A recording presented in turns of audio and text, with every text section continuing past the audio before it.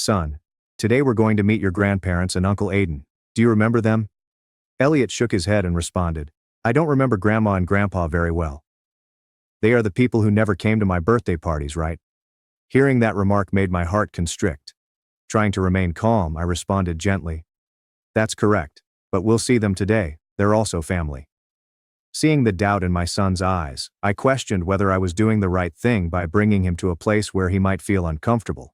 But I hoped that things would be different during the party. We arrived at the Ocean View Resort after the celebration had already begun for some time. As soon as we stepped in, we drew the attention of the relatives attending the party. Then followed the whispers that I couldn't help but hear. Examples include, is that Caleb Warren? I heard he hasn't talked to the family in years. Or, surprising to see him here. Elliot tightened his grip on my hand just then. I immediately bent down, smiled at my son, and murmured, It's okay, buddy. Dad's here. Elliot seemed to calm down after I said that. When we entered the main area of the party, I noticed my parents standing at the bar, speaking with what appeared to be old acquaintances. My father, Nolan Warren, appeared considerably older than when I last saw him. My mother, Kinsley, maintained her stylish and frigid manner. Nolan's eyes met mine, and I detected no signals of excitement or welcome. Kinsley did not even look me directly in the eye. Right after that, I brought Mila and Elliot to them. I tried to grin and added, Dad, Mom, it's been a while. After my greeting, Nolan just muttered, Caleb. Kinsley faked a smile and continued, Hello, Mila. Hello, Elliot. You've grown up so fast. The atmosphere got tense after that. Nobody said anything else. Aiden emerged suddenly, dressed in a handmade tuxedo and smiling brightly. With clear joy, my younger brother hurried over, hugged me and screamed, Caleb, you made it! It's so great to see you here. After Aiden's hug, I patted Aiden on the shoulder and responded, Congratulations. As the conversation came to a close, a tall man in his early 60s approached. Aiden introduced us confidently. Caleb, this is Thomas Whitmore, Amelia's father and chairman of Whitmore Group. He then turned to Thomas and bellowed, This is Caleb, my older brother.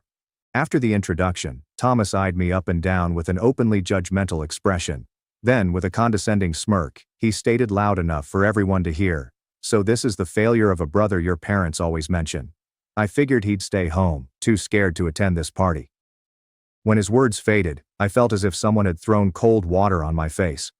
But then, a few seconds later, I remembered that Whitmore Group was the same company we were about to sign a $7.2 million contract with. I immediately responded with a serene smile. Nice to meet you, Thomas.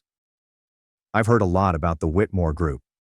After I spoke, Thomas frowned, apparently dissatisfied with my composed attitude. He said in an arrogant tone, Is that so? And what exactly do you know about my company? As the song faded, I could feel the tension rise. Mila placed her hand on my back as a subtle sign of support. I had a feeling that this celebration was not going to go as planned. Vector Forge, the firm I founded and managed, has created the most advanced supply chain management software, with high automation capabilities, accurate demand forecasts via AI, and blockchain connectivity for transparency. Several significant corporations have expressed interest in our product. Whitmore Group approached us 6 months ago about their Northeast United States distribution network. Eleanor Wright, their chief operations officer, collaborated directly with my technical team, and we successfully completed 3 rigorous evaluation rounds. The $7.2 million contract is a critical turning point for Vector Forge, allowing us to grow into new markets and boost our stock value. Interestingly, no one from Whitmore's side was aware of my connection to the Whitmore family via Aiden during the negotiation process. Eleanor only knew me as Caleb Warren, CEO of Vector Forge, not as the upcoming groom's older brother.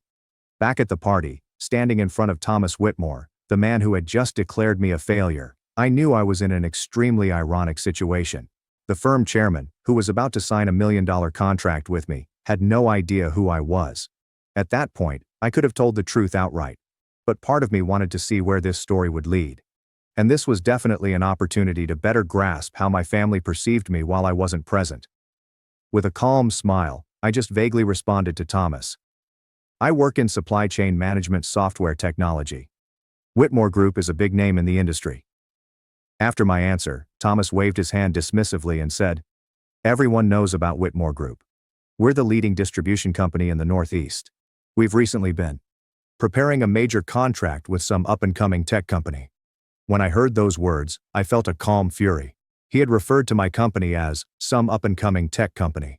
I knew he was referring to Vector Forge, which I had founded from the ground up and had over 100 employees and a market value of $50 million. Following the awkward pleasantries with my parents and Thomas, we proceeded to the reception desk to confirm our seating. A young woman wearing the Ocean View Resort's black and white uniform stared closely at a computer screen.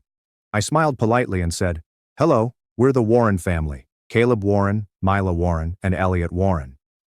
After hearing my introduction, the girl focusedly scrolled through the list before frowning. After a time of searching, she remarked, "I'm sorry. I don't see your name on the main guest list." When her words faded, I felt as if someone had poured cold water in my face for the second time that night. I tried to remain calm and said again, "Could you please double-check?" "I'm the groom's older brother, Aiden Warren." The young woman went through the list once more. She followed up with a sad tone. "Yes, I see your name here, but on the supplementary list." After she said that, I stood there, transfixed. I could not believe what I'd just heard. A few seconds later, the staff person added in an uneasy tone, "Please follow me this way. Your seating is at the very back, on the left side, near the gift display area." When the noises subsided, I felt my body tighten as I realized my seat was not in the central party area where relatives and close friends sat, but near the gift display area. Mila squeezed my hand tightly, a subtle sign of encouragement and a reminder to remain calm. Elliot, still not understanding what was going on, looked up at me with innocent eyes and questioned, "Dad, why are we sitting so far away?" With a false smile, I muttered, "It's okay, buddy. Maybe they're just short on space in the main area."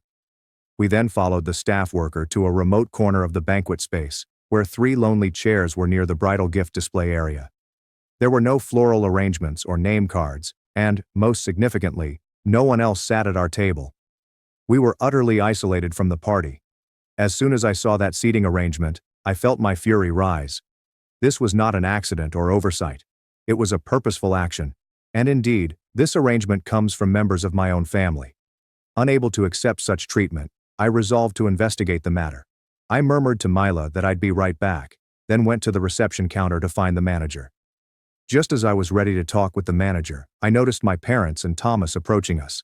My father, Nolan, approached me with a scowl and stopped me. With a low, angry voice, he asked, "What do you think you're doing? Causing trouble on your brother's special day?" After that query, I said calmly, "I just want to ask about our seating.